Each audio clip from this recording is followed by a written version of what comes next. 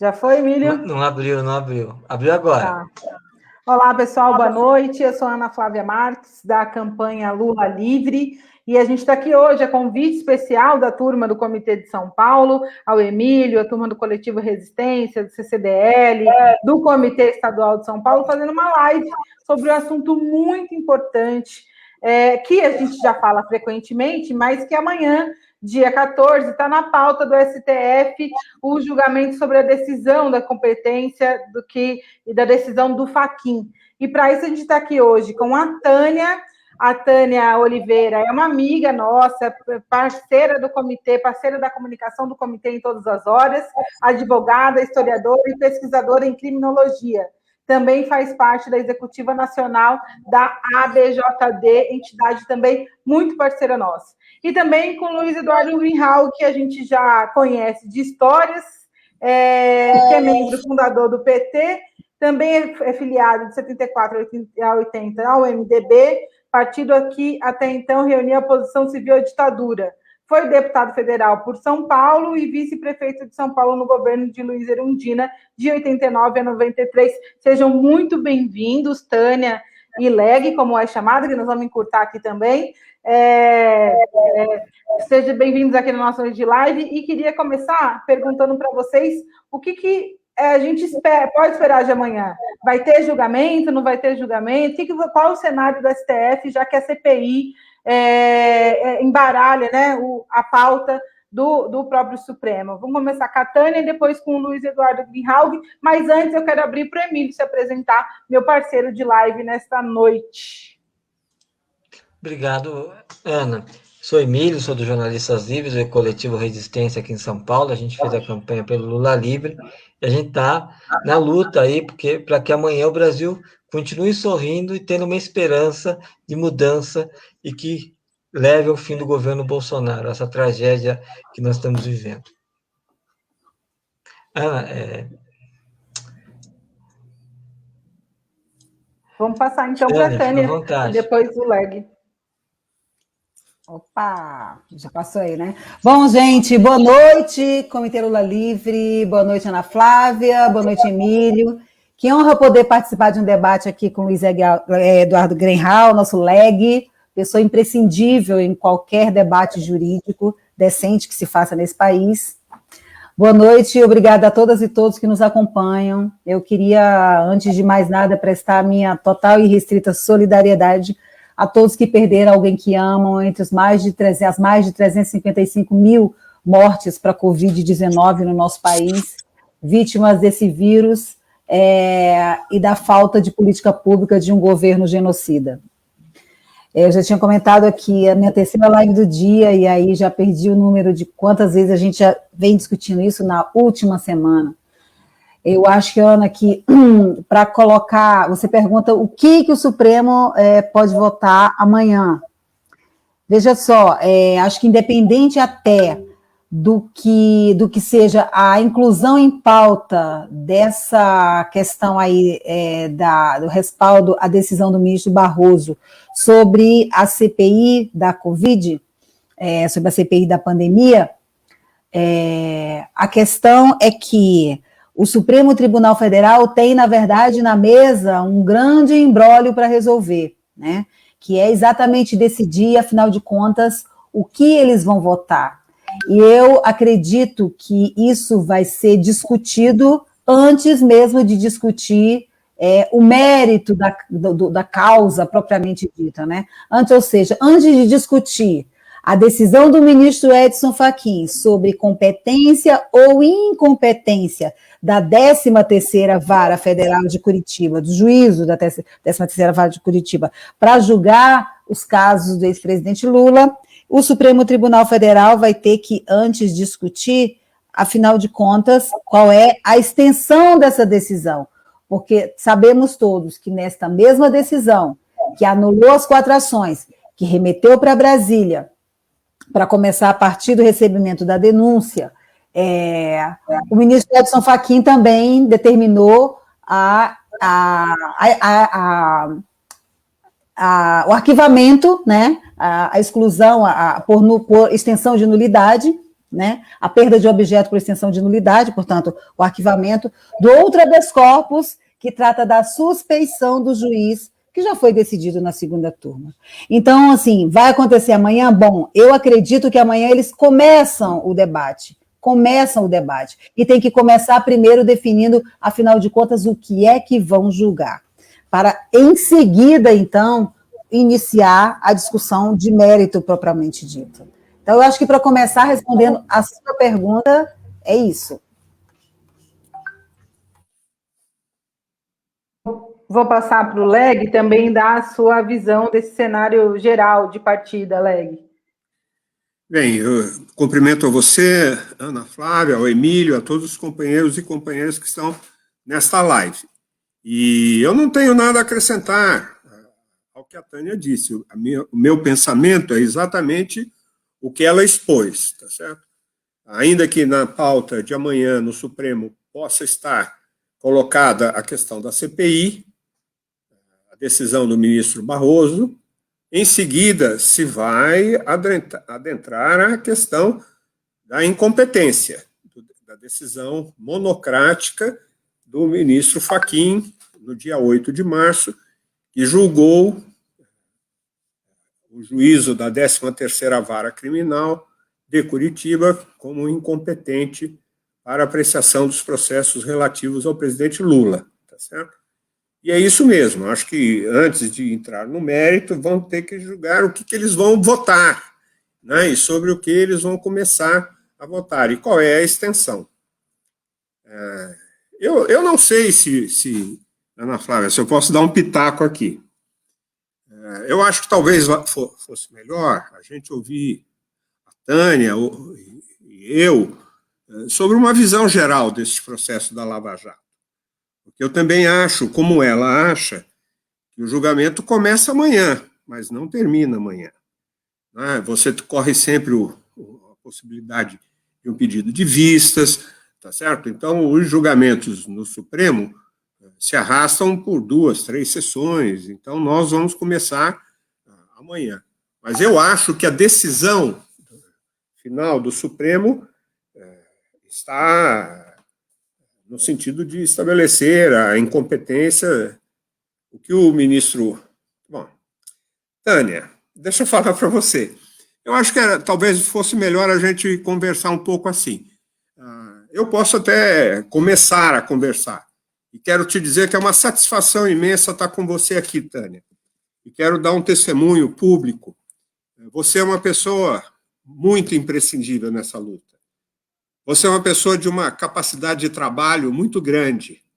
Eu já te conhecia na assessoria do Senado, na assessoria da Câmara, uma assessoria jurídica da nossa bancada, mas hoje eu vejo você como uma militante das mais capacitadas na defesa dos direitos humanos, na questão da Constituição, dos regulamentos. Você tem um papel imprescindível, quer no Prerrogativas, quer na Associação Brasileira de Juristas Democráticos. E você tem uma capacidade que... Você sabe que a inveja é um ponto inicial da admiração. Eu tenho uma inveja de você pela sua capacidade de, toda semana, um artigo pensado, um artigo aprofundado. Então, eu te admiro por isso, viu? Um prazer imenso estar aqui com você. Bem, companheiros e companheiras, eu me chamo Luiz Eduardo Greenhalgh, sou advogado criminalista, fui deputado, fui vice-prefeito de São Paulo, sou fundador do Partido dos Trabalhadores e fui advogado do Lula na época da Lei de Segurança Nacional, nos 2 processos que o Lula sofreu na greve do ABC e um processo na auditoria de Manaus. Ali eu era, numa equipe de advogados, eu era o coordenador dessa equipe. Nas questões dos processos da Lava Jato, eu não era advogado do presidente Lula. Eu passei a ser advogado do presidente Lula a partir do momento em que ele foi preso. Ele foi preso no dia 7 de abril. No dia 9 de abril, eu recebi um bilhete dele, manuscrito, dizendo que ele tinha tomado a decisão de me incorporar na equipe de advogados. Essa equipe de advogados é formada pelo Cristiano Zanin, pela Valesca Teixeira, este casal que tem representado a defesa técnica do presidente Lula. Mas já contou com o José Roberto Batóquio, com o Luiz Carlos Rocha e o Manuel Caetano, são dois companheiros que eu conheci, são advogados em Curitiba e que visitaram o Lula todos os dias, durante esses 580 dias, o Vadir Damus, no Rio de Janeiro, o Emílio de Souza, o Fernando Haddad, a Gleisi Hoffmann, tá certo? Eram companheiros que visitavam também o Lula nesse processo. E esse processo foi um processo muito doloroso para o Lula, não é? E para a família do Lula. Eu estou convencido que a Marisa Letícia morreu definhada pelo que fez, lhe causou de prejuízo a Lava Jato. Nesses 580 dias, o Lula perdeu o Vavá, seu irmão, não pôde se despedir do neto, nem como ele queria, nem acompanhar ao enterro do Arthur, não pôde se despedir de um grande amigo, quase irmão nosso, o Sigmaringa Seixas, quando faleceu. Então, o Lula sofreu muito nesses 580 dias. E eu acho que nós lutamos para a inocência do Lula, nós lutamos para que o Supremo reconhecesse, nós falamos os absurdos que a Lava Jato praticou desde o início, tá certo? Neste processo de conluio do Ministério Público com o Sérgio Moro.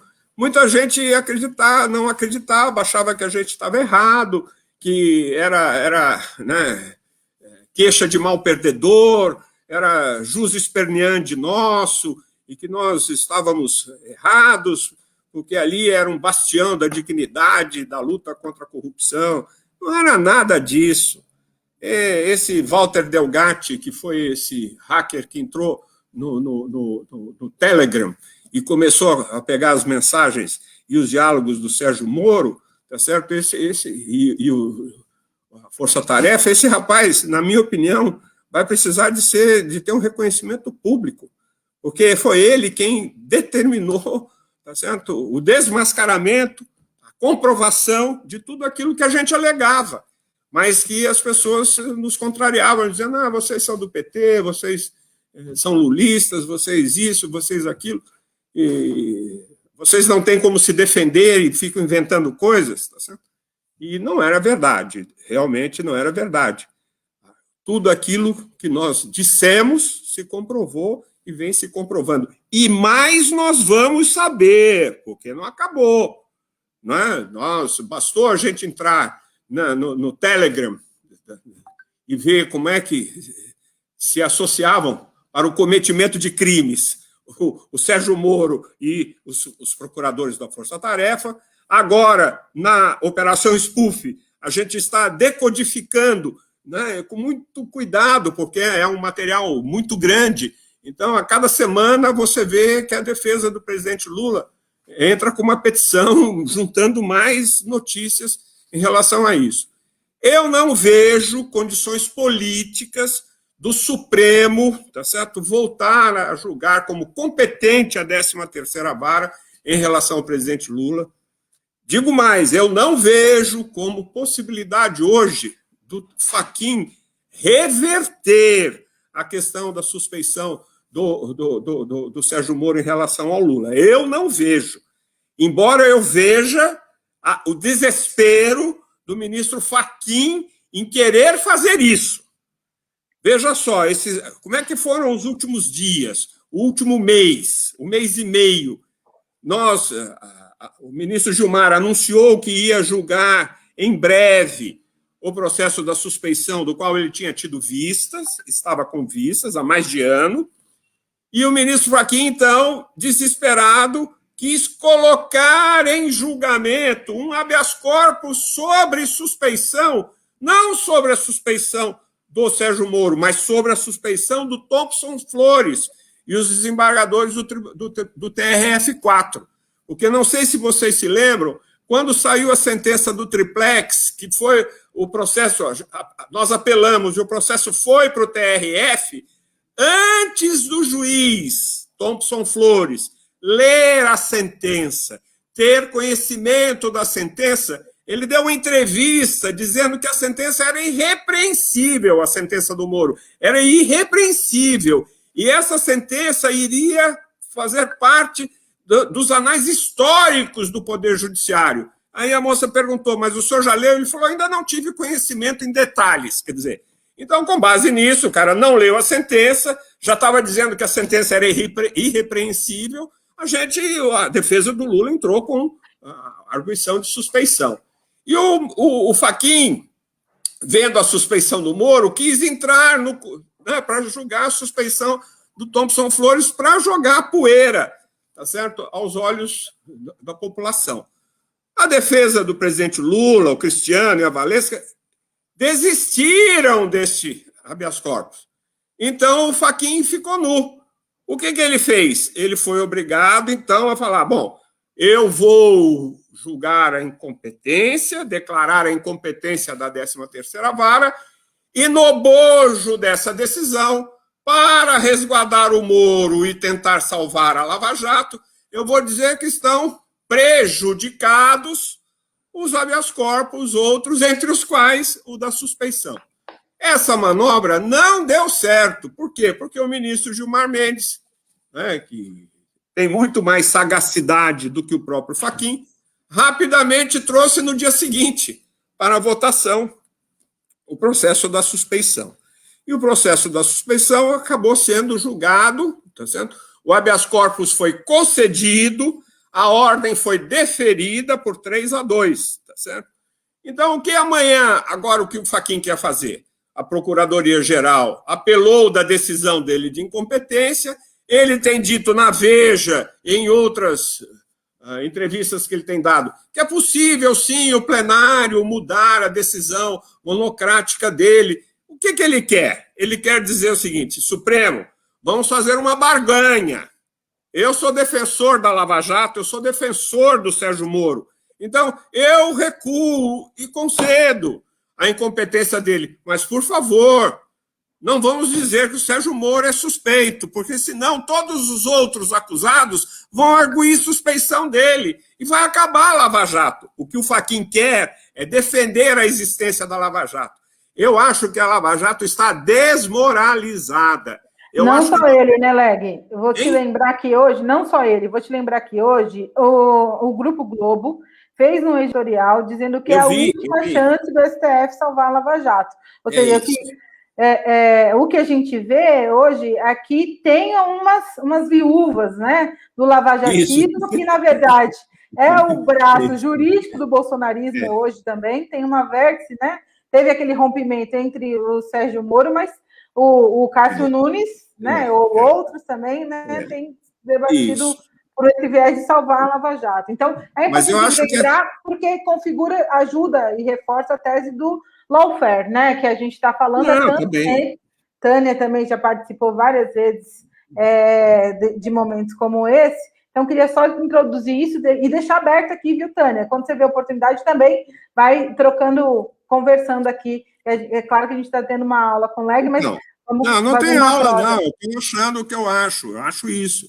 Tá certo? Eu não vejo. Eu acho que esses saudosistas, né, Merval Pereira, Editorial do Globo, Revista Veja, Estadão e não sei das coisas, isso não vai adiantar. Eu acho que eles vão ser carpideiras da Lava Jato. Eles vão chorar, tá certo, no fúnebre da Lava Jato, porque não tem mais condições de sustentar a Lava Jato. Olha, deixa eu falar uma coisa para vocês.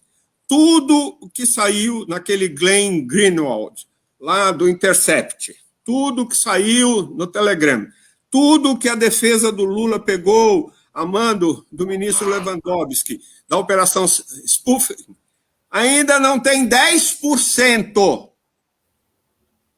do conteúdo.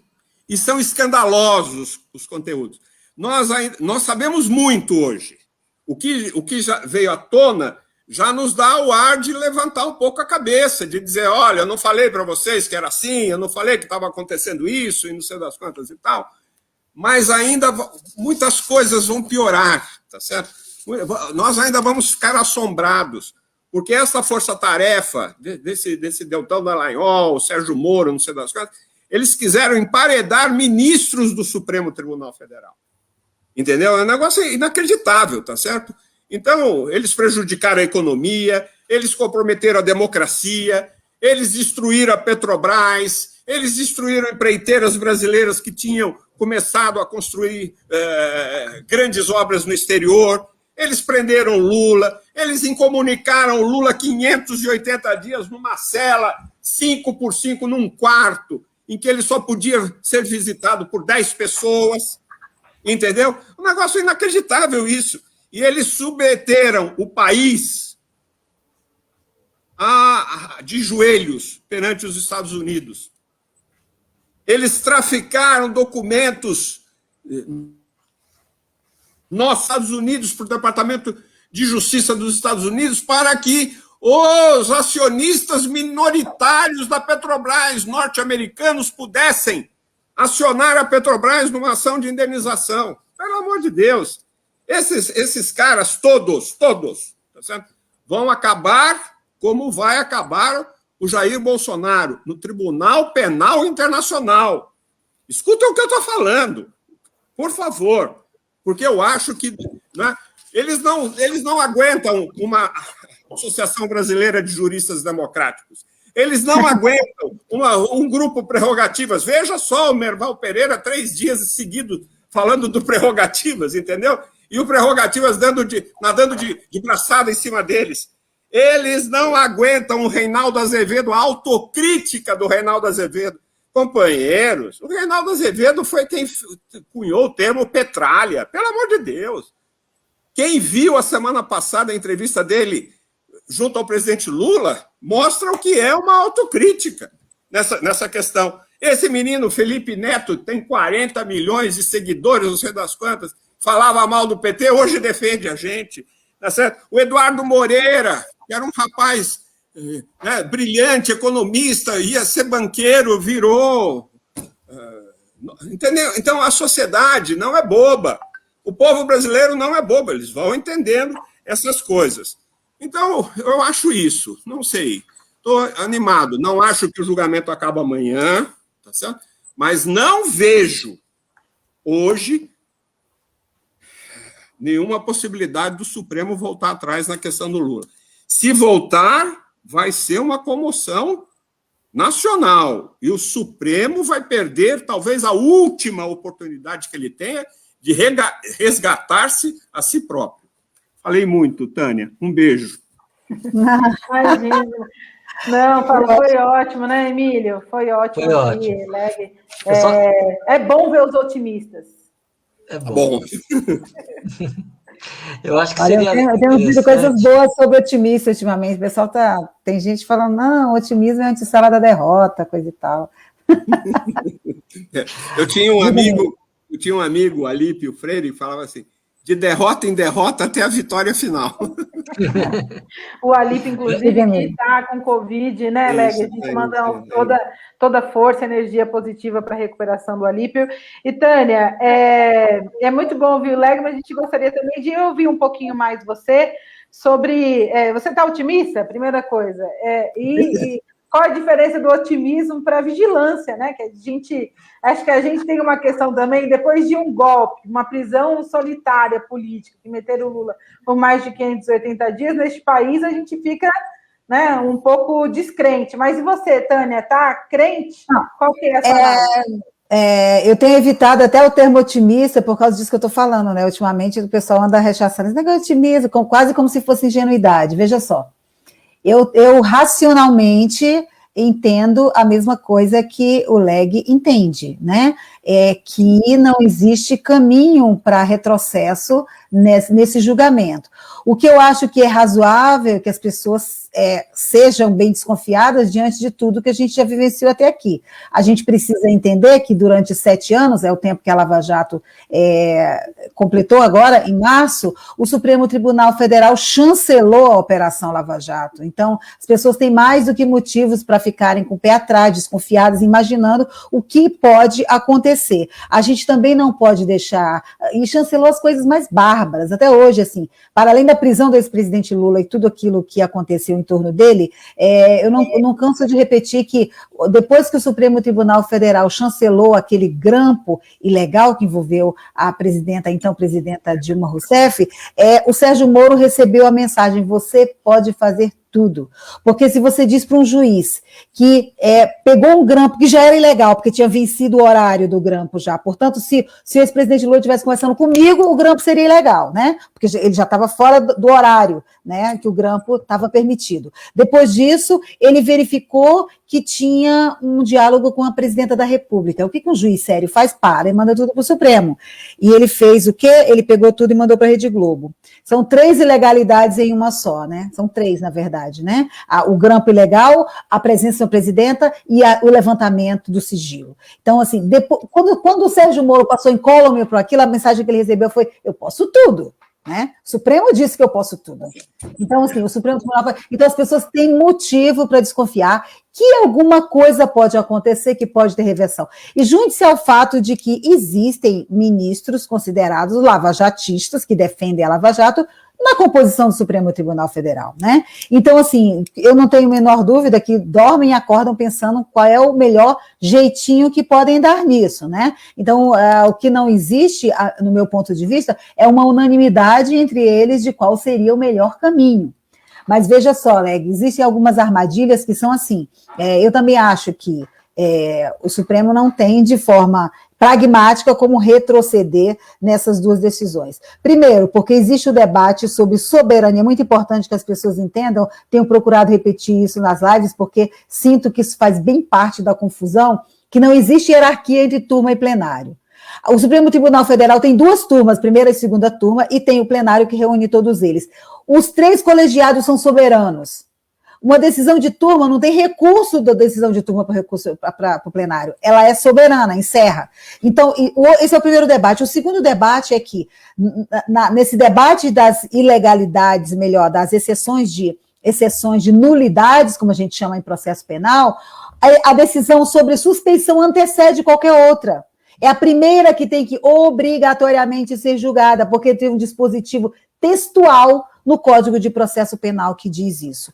O debate sobre suspeição precederá a qualquer outro, salvo se fator superveniente houver. O debate sobre incompetência não é fator superveniente. A defesa entrou desde o primeiro momento alegando a incompetência da 13ª Vara Federal. Aliás, o próprio ministro Edson Fachin disse que deu a decisão de incompetência. Todo mundo sabe que ele deu a decisão para salvar Moro, Lava Jato, para não ter o debate de suspeição, para evitar que a segunda turma, quando ele achava que era competente aí da segunda turma para discutir incompetência, ele deu para evitar que a segunda turma pautasse o debate de suspeição, e não foi vitorioso, porque o ministro Gilmar Mendes levou mesmo assim a concluir o julgamento. Agora, veja, quando ele deu o debate sobre incompetência da 13ª Vara, ele disse, na decisão que estava dando, e ele disse agora nas páginas amarelas da Veja, ele deu a decisão de incompetência em relação ao ex-presidente Lula, porque a segunda turma já decidiu a mesma coisa em relação a diversos réus, que a 13ª Vara Federal de Curitiba somente é competente para julgar processos referentes à Petrobras,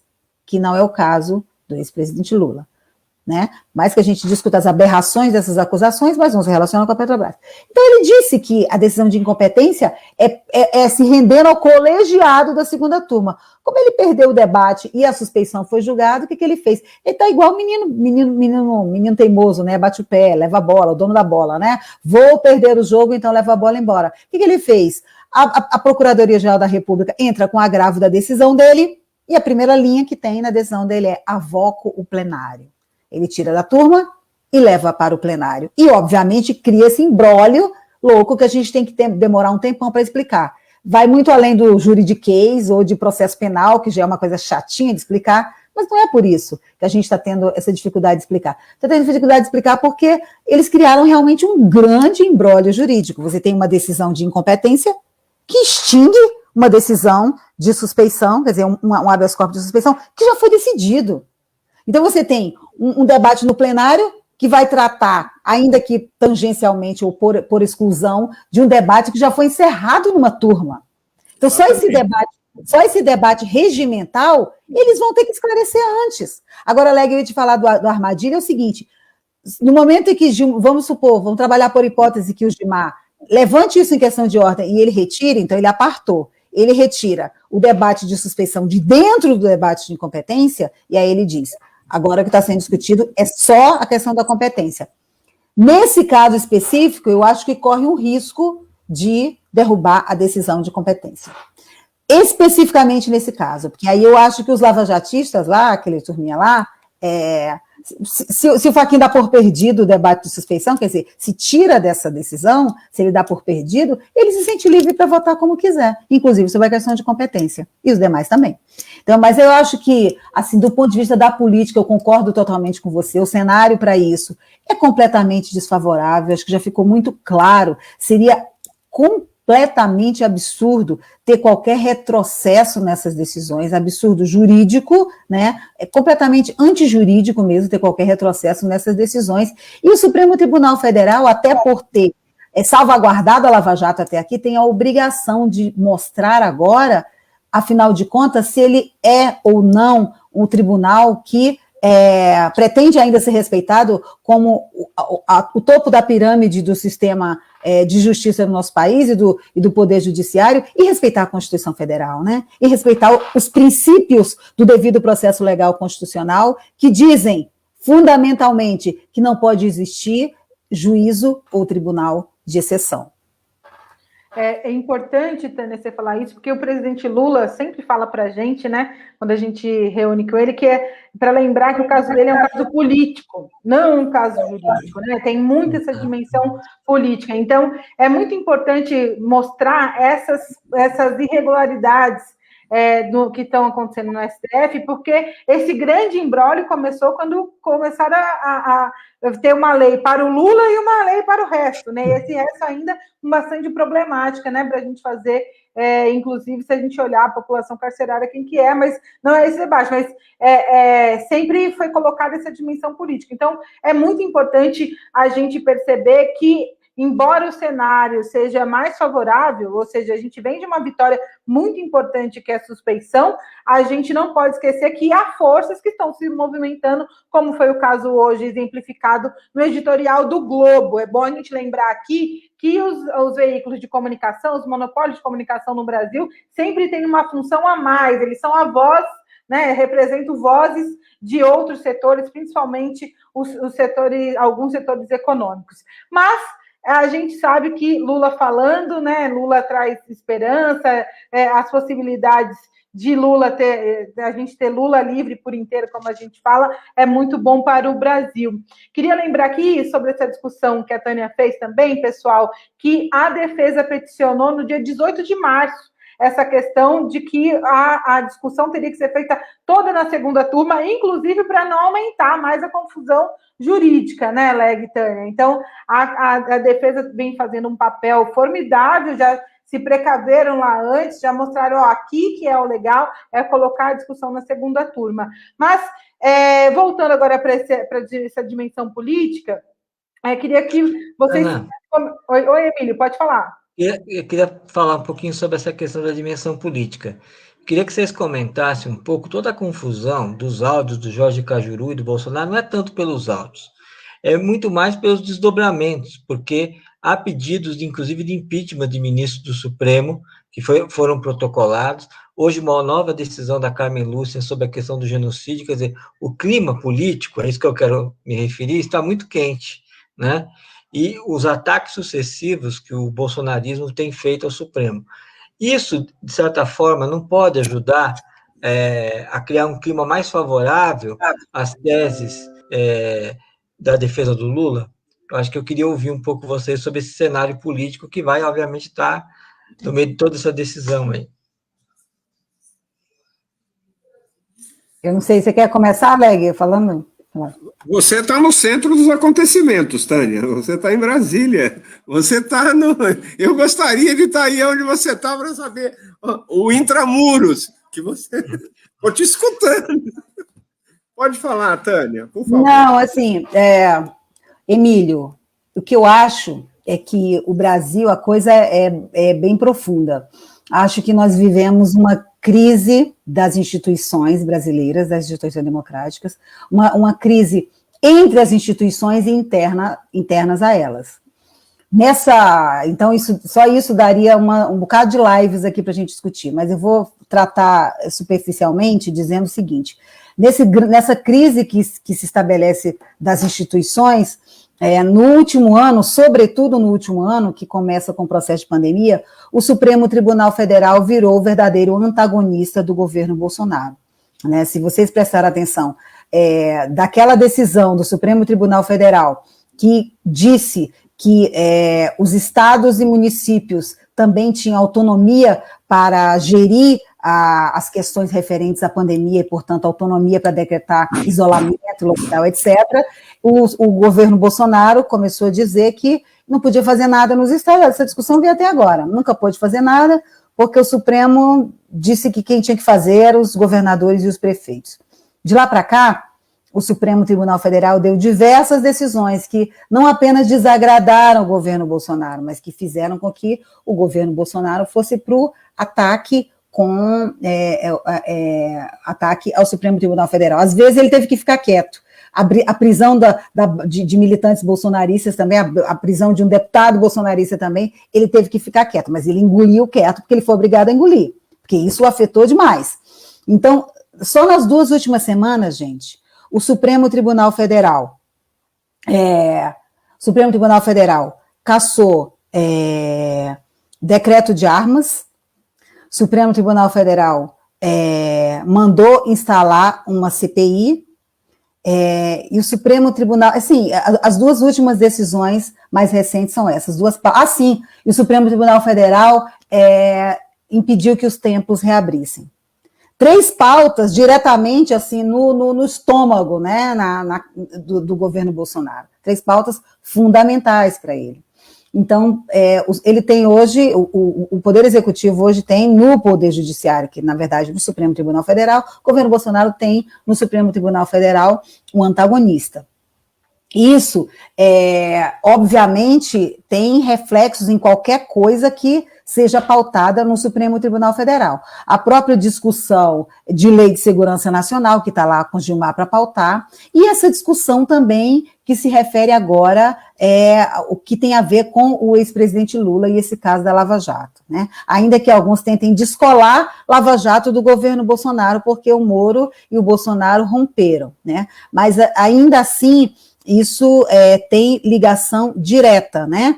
Porque o Supremo Tribunal Federal, ao afirmar o seu compromisso mesmo com até os princípios, porque ao fim e ao cabo é isso, é afirmar os seus compromissos com os princípios constitucionais, não é nada além disso, ele acaba dando uma demonstração de afirmação e fortalecimento diante de tudo que está aí, né? Que se configurou, porque é todo um pacote que vem. O Bolsonaro não existiria, não teria sido eleito, pelo menos, né, sem a Lava Jato. Lava Jato elegeu o Bolsonaro, tirou da eleição o candidato que estava primeiro colocado, desconfigurou, quer dizer, ele não só julgou, condenou e prendeu o ex-presidente Luiz Inácio Lula da Silva. Não. Ele fez muito mais do que isso.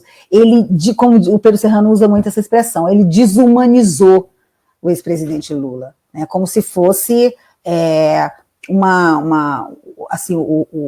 naquele PowerPoint lá, representado naquele PowerPoint lá do Ministério Público, na apresentação da denúncia. Realmente o centro de todo um grande esquema de corrupção, essa grande farsa jurídica, como disse lá o artigo publicado no New York Times. A Lava Jato é realmente a maior farsa jurídica já produzida. Então, no momento em que o Supremo Tribunal Federal vem num caminhar de se afirmar, e afirmar, portanto, a defesa de direitos quando vira antagonista do governo Bolsonaro, o Supremo Tribunal Federal precisa persistir nessa senda, né, nesse caminho, e afirmar o seu compromisso com o devido processo legal constitucional. Sem isso, todo esse esforço para mostrar a importância da legalidade, da legitimidade da Constituição frente ao governo Bolsonaro, será apenas uma pequena parcela do que é o compromisso obrigatório do Supremo Tribunal Federal. Então, Emílio, objetivamente, eu acho que as coisas se relacionam sim, né? E tem tudo a ver com essa coisa da crise das instituições e do relacionamento entre poderes.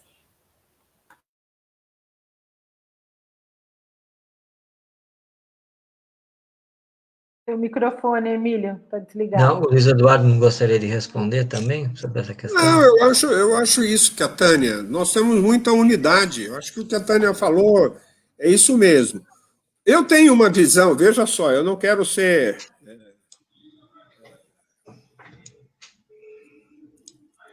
Como é que se diz? Altos e baixos.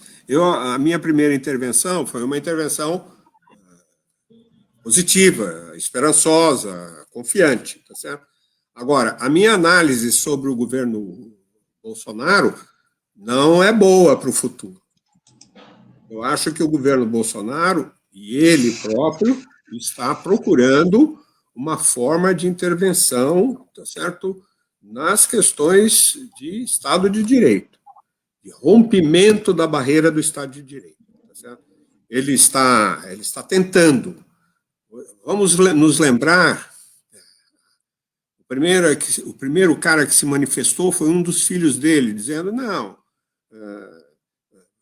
você vai acompanhando, vai chegar a hora, tá certo?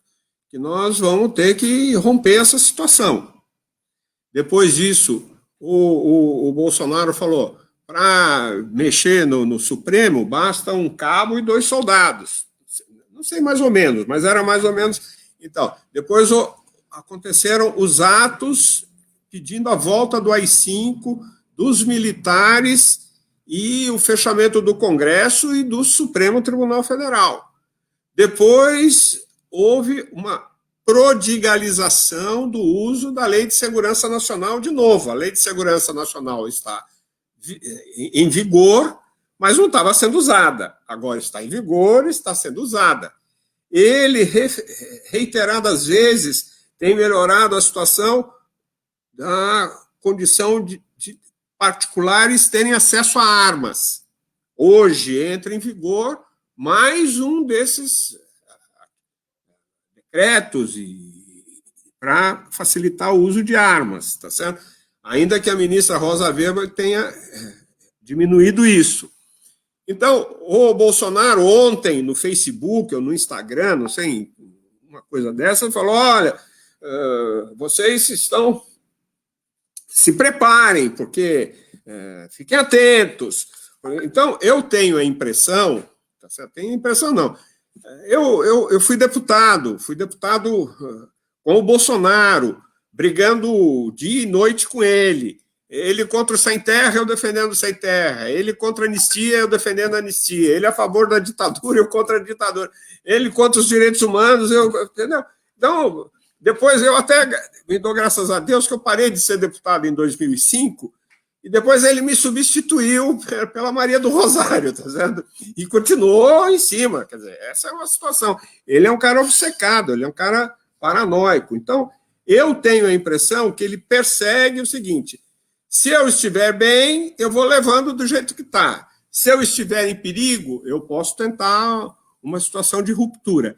Aliás, eu acho que essa modificação do ministro da Defesa e dos outros 3, ele foi uma tentativa e que ele fez para enquadrar que não deu certo, ele recuou. É isso que a Tânia fala. Ele faz uma coisa, dá certo, ok, ele avança. Não dá certo, ele recua. Mas ele não esquece, ele volta.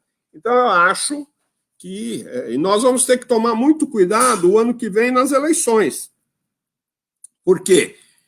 Se a gente ganha o processo, esse cara pode fazer uma loucura. Ele não vai ficar trancado que nem o Trump ficou no palácio lá, dizendo que não aceitava o resultado, mandava fazer recurso e não sei das quantas e tal. Não vai ter isso. Ele está militarizando, ele está colocando gente, ele está entregando as coisas. Esse tipo ele está perseguindo a quebra da normalidade. E isso que a Tânia falou é uma coisa muito importante, é porque as instituições democráticas brasileiras, as instituições brasileiras, estão meio em frangalhos, estão meio, entendeu? O próprio Supremo, a própria Câmara dos Deputados, o próprio Senado, a gente está vendo essa situação, tá certo? Então, eu tenho a impressão que ele pode tentar uma aventura. Bom, e ele se apropria também da possibilidade que a pandemia está dando a ele. A pandemia não deixa a gente ir para a rua. A pandemia, eu tenho 70 anos, eu não posso pedir para um militante de 25 anos do PT e falar, vamos fazer uma passeata e tal. Ele fala, tio, o senhor vem? Eu falo, não, eu sou grupo de risco. Não tem essa possibilidade, tá certo? Então, esse lockdown, essa impossibilidade, essas restrições que a pandemia está fazendo com o povo brasileiro, dá uma sobrevida a ele. Porque se não tivesse isso, ele já estaria muito mais próximo do impeachment. E nós já estaríamos numa situação mais antagonizada. E a última coisa, eu acho, e tenho dito isso, e já disse ao próprio, que nós temos que ter o cuidado com a segurança do presidente Lula, com a segurança da presidente do PT, com a segurança do Haddad, das nossas principais lideranças. Porque um governo, né, assentado em milícia, assentado, tá certo, em polícia militar, assentado em forças armadas, não sei das quantas, é muito fácil vir para um tipo de regra que não seja a regra do voto, a regra democrática, etc. e tal. Então, eu acho que, neste caso, nós temos que ficar, né, com dois olhos, um olho na sardinha e um olho no gato. Exatamente. Eu concordo plenamente com vocês dois, eu acho que é exatamente essa a questão da defesa da democracia. Muitas vezes, nossos companheiros, no caso do julgamento do deputado Daniel Silveira, não conseguiu entender por que a gente estava defendendo o Supremo, que a gente teve tanta briga com o Supremo, né? Naquele momento ter que, de certa maneira, defender, porque nós estamos defendendo a democracia. Então, esse é um problema. Eu acho que o Supremo também faz um jogo com o Lula, no sentido de que ele sabe que o Lula é o cara que, de certa maneira, balança o Bolsonaro, né? A gente viu, né? A partir do momento que o Lula teve os seus direitos políticos recuperados, Bolsonaro começou a mudar um pouco, usar máscara e tal, nesse sentido que eu falo. Então, tem todo esse jogo, eu acho, que está posto aí, e também um jogo importante, que foi a liberação para os ministros do Supremo, que o ministro Lewandowski fez, da operação Sporting, e toda a questão do hacker, que agora todos os ministros vão ter acesso a essas informações. E como o Luiz Eduardo muito bem lembrou, é só 10% que a gente sabe. Então, muita coisa vai ser de conhecimento de todos os ministros. Isso, à véspera do julgamento, também eu acho que tem um certo peso, né? Algumas questões que parecem pequenas, mas elas têm impacto dentro do Supremo Tribunal Federal, ainda mais desse cenário. Então, eu queria que vocês também colocassem um pouco como é que vocês avaliam essas questões, e eu acho que também é muito importante, todas as denúncias que o Luiz Eduardo lembrou muito bem sobre o conluio da Lava Jato, também, claro, elas não estão no plenário, elas estarão como retórica, como disse o ministro Gilmar Mendes, mas elas estão no fundo desse debate, porque vários ministros sabem que tem uma certa procedência em todas essas denúncias e que a imagem da justiça brasileira está destruída, especialmente no exterior. Então, acho que eu queria que vocês avaliassem um pouco esse cenário todo aí, todas as questões que não estão propriamente no julgamento, mas elas estão ao entorno e que também são importantes. Não sei se a Ana gostaria de complementar, fica à vontade, Ana. Não, é por isso que o voto do ministro Cássio Nunes, lá na segunda turma, foi tão equivocado. Bom, além do fato dele achar que habeas corpus não serve para você analisar pedido de suspeição, que é um equívoco, além dele achar que a preclusão, né, que é outro equívoco, mas, sobretudo, ele fundou quase todo o seu voto refutando as ditas provas ilegais, como se isso estivesse nos autos. Não estão. O habeas corpus foi impetrado em novembro de 2018, não havia vaza-jato, não havia operação spoofing. E como você bem disse, Emílio, eles usaram e falaram realmente, tanto o ministro Lewandowski como o ministro Gilmar Mendes falaram muito do uso desses áudios, porque é impossível, é inexorável não falar. Falar de fatos que são públicos e notórios, né? Mas eles fizeram questão de dizer que estavam se baseando nas provas dos autos e que esses áudios, exato, as provas dos autos que são anteriores e que não estavam, onde os áudios não se encontram. Essa questão de validade dos áudios e tal, e uso dos áudios, ela é muito, o Graham aqui é professor, advogado criminalista também, é um debate muito relevante para quem enfim, da área da criminologia, do processo penal. Porque, efetivamente, se alguma coisa é obtida por meio de hackeamento, é considerada, para efeito de processo penal, uma prova ilegal. Tem duas questões aí que a gente precisa falar. Uma aqui, se isso não pode ser usado, obviamente, para condenar ninguém da Lava Jato, procuradores e juiz, o mesmo não se pode dizer para inocentar quem esteja sendo acusado por meio dessa grande operação e que vem a revelação pela dita prova ilegal. Portanto, traduzindo em miúdos, eles podem ser usados, as provas podem ser usadas para inocentar, ainda que não possa para condenar.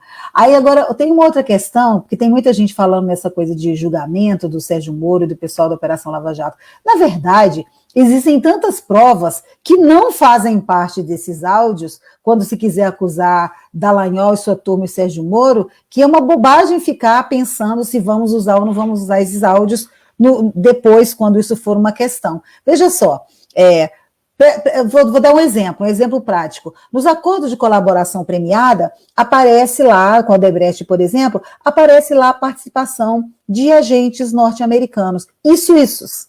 Só que tem um pequenino problema.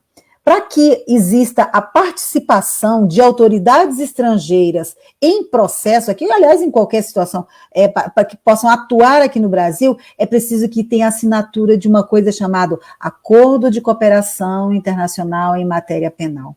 E a autoridade central desse acordo, no Brasil, é o ministro da Justiça, que em 2014, é o que eu me lembro, era José Eduardo Cardoso. Depois vieram. Então, o ministro Lewandowski, nessa reclamação que ele conduz a parte da Operação Spoofing, já oficiou e já teve a resposta oficial do Ministério da Justiça que nenhum acordo de cooperação internacional em matéria penal passou pelo Ministério da Justiça. Pronto, nós temos uma ilegalidade flagrante que diz, inclusive, com questão de soberania nacional, um crime praticado pela Operação Lava Jato, pelos procuradores, que independe de qualquer áudio. Entende? Como esse, tem várias situações reveladas pelos áudios, mas que não dependem dos áudios. O Le Monde, assim, inclusive, fala sobre isso, né, Tânia? Fez uma matéria extensa. A matéria exata. Mais uma vez, o Brasil passando vergonha, né? Com este caso, o Le Monde fez uma matéria extensa mostrando a relação de subserviência até do Moro com os Estados Unidos. Isso. Então, assim, a gente tem muito elemento de prova contra essa bandidagem que foi na Lava Jato. Deixa eu falar uma coisa para vocês. O Vacari foi preso no dia 7 de abril, dia 15 de abril, o Lula foi no 7 de abril, mas o Vacari foi preso no dia 15 de abril de 2015. Ele preso, os amigos dele, companheiros, resolveram fazer uma homenagem a ele no dia do seu aniversário, numa das sedes do Sindicato dos Bancários aqui em São Paulo, perto da Avenida Paulista, numa casa. Foram lá umas 40 pessoas, a mulher, a filha, o genro, alguns companheiros do PT e tal. E nós fizemos um debate ali sobre a Lava Jato. Isso é meados de 2015. Eu fiz uma intervenção e anotei, eu tenho mania de anotar as coisas que eu falo. Estou anotando o que eu falei aqui hoje, tá vendo? Para vocês verem. E eu, revendo agora esses dias... Que perigo, minha gente, que perigo. Revendo agora, olha o que eu disse em meados de 2015.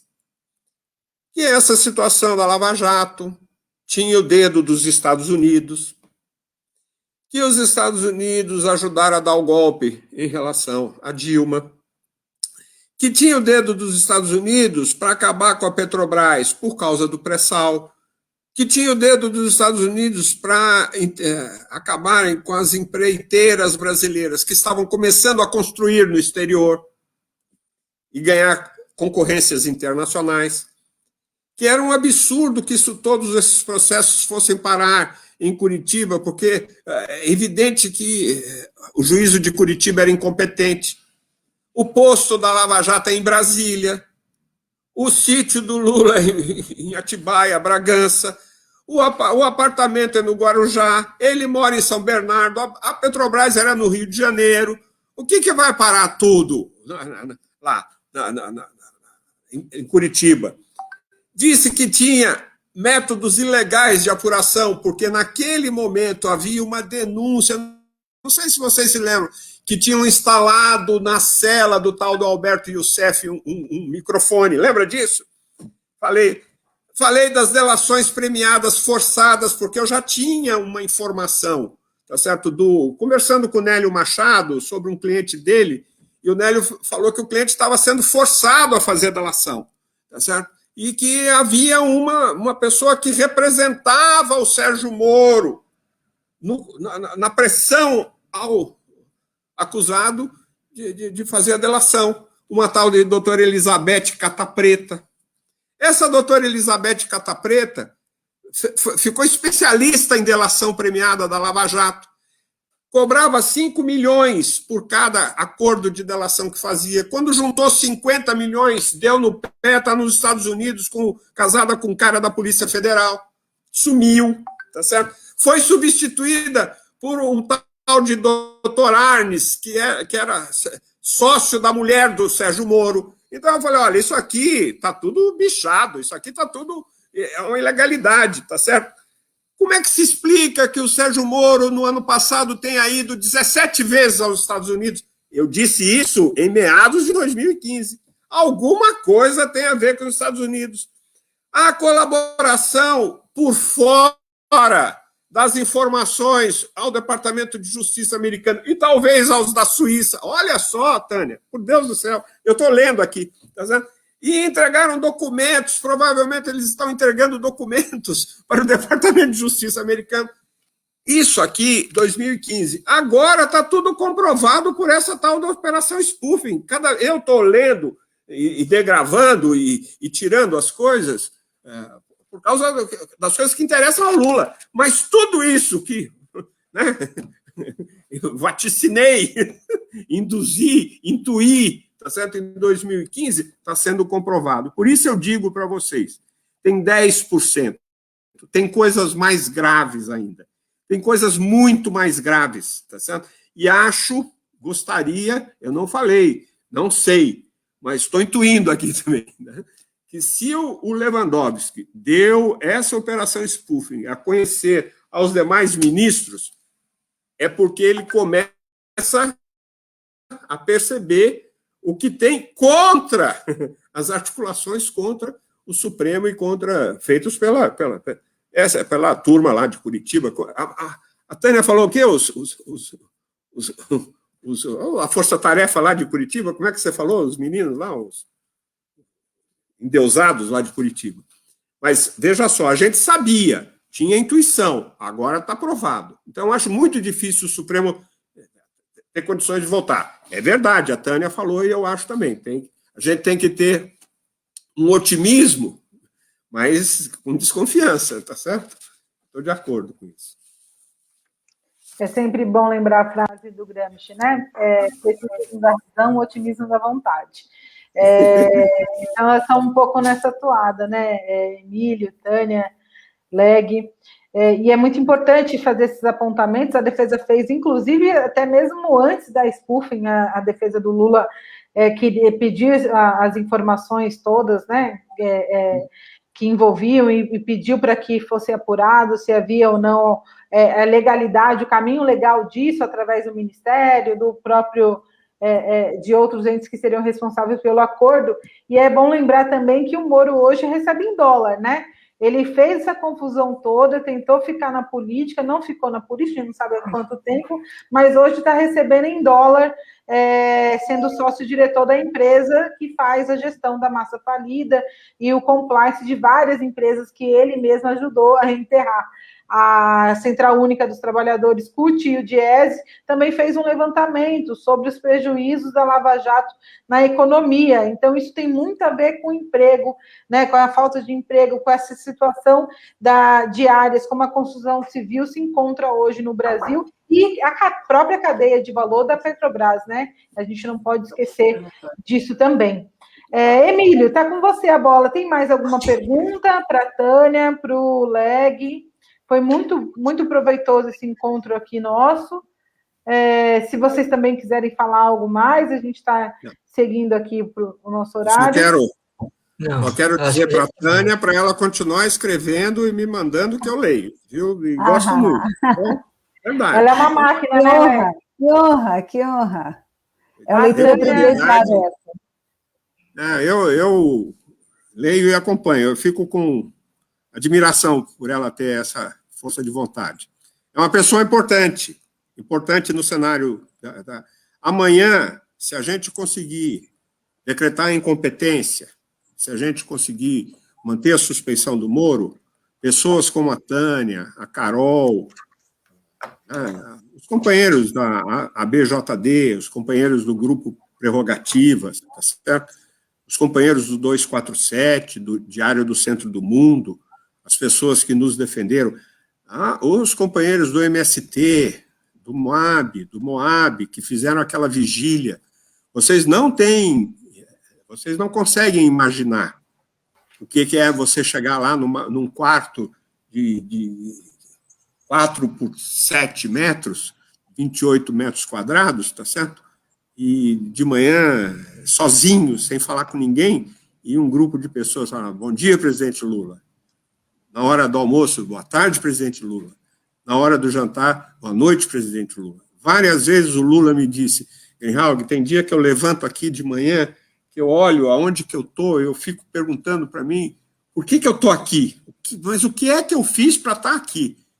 E aquilo me vem uma revolta, e aí, quando eles me dão bom dia, eu percebo que eu não sou mais uma pessoa, eu sou uma pessoa jurídica, tá certo? Então, eu fico impressionado. Então, acho que o pessoal da Vigília, a militância do nosso partido, os companheiros do PCdoB, a BJD, certos que defenderam, puseram a sua mão no fogo no momento mais difícil, tá certo?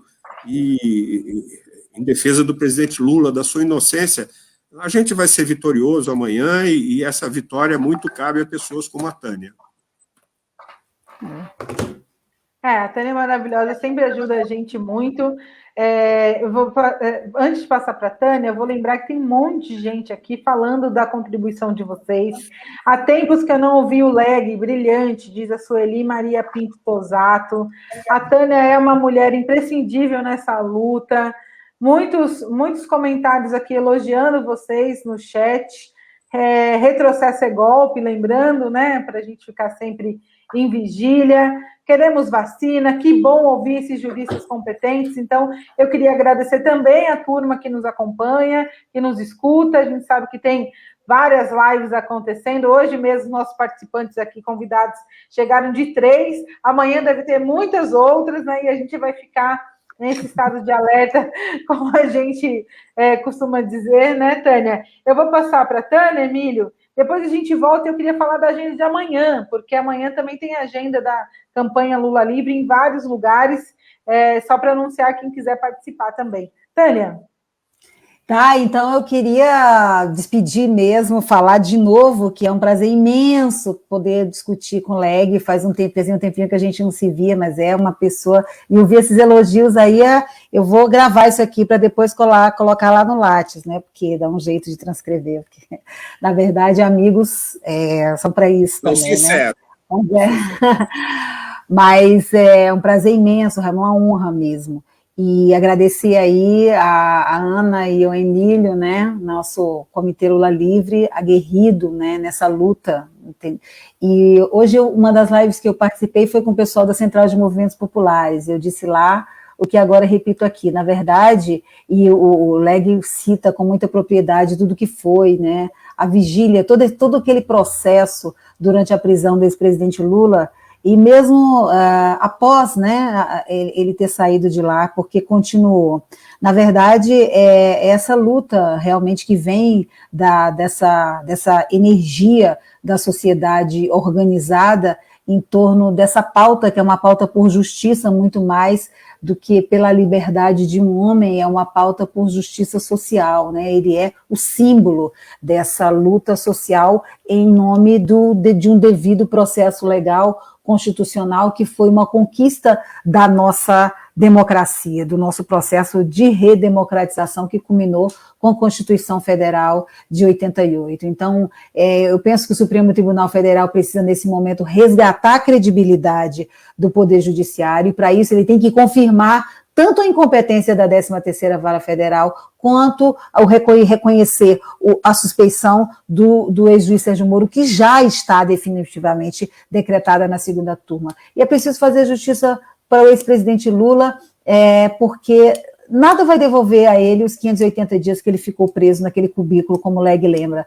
Minha dor pela perda da esposa que foi antes da prisão, do neto que criou-se uma quizumba para que ele pudesse participar do velório, do irmão que ele não pôde velar, né? É preciso que se reafirme a sua dignidade e o livre exercício de sua cidadania. Caso ele queira ser candidato em 2022, eu quero muito votar nele, portanto, eu quero que ele queira. É isso, gente, super obrigada. Obrigada aí à organização, viu, Ana? Parabéns a você, Emílio, e a todo o pessoal da organização da live. E amanhã é nós. Muito bem, amanhã é nós, como diz a Tânia, amanhã a gente começa o dia com faixaços, vai ter faixaço na Paraíba, vai ter faixaços em São Paulo, mais de 30 cidades aqui em São Paulo vai fazer faixaço, né, Emílio? E vai ter muita agitação amanhã nas redes, com participação dos comitês internacionais, marcando Lula inocente. Então, a hashtag de amanhã é hashtag Lula inocente, a gente vai ter material, vai estar alimentando o dia inteiro o site lulalivre.org.br. E tem a agenda do Geringonça também, né, Emílio? Exatamente.